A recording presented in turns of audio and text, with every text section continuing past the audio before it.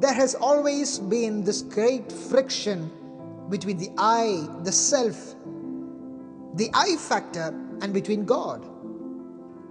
When the flesh says, I can do it, I have what it takes, I have the ability, I am the hero, God says, you can do nothing without me.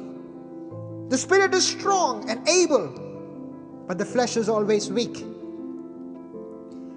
Let me take you to a battlefield. The war is between the people of Israel and the Philistines.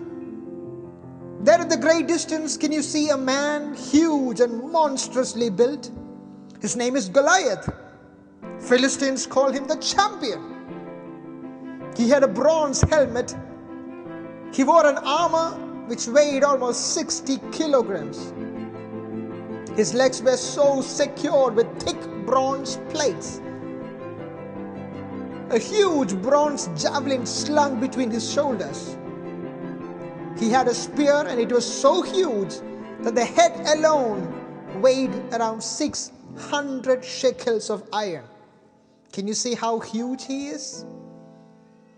Goliath represents the self, the I, the flesh, the ego.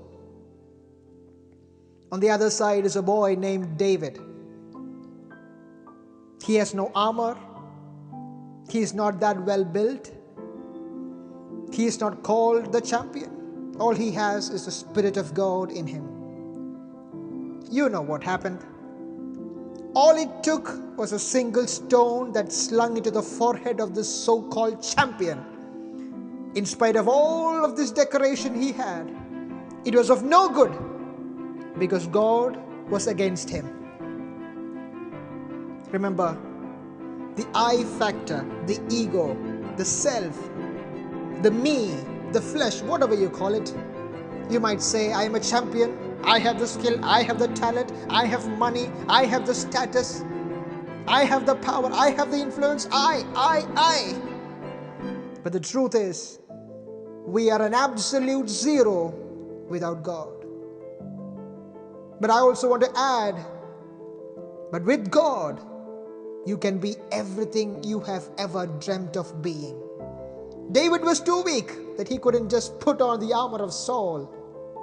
David was so insignificant that his father sent him to be a shepherd while his brothers were soldiers.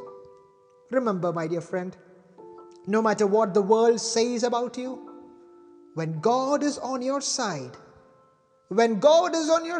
there is nothing, absolutely nothing that can spoil God's plan for your life.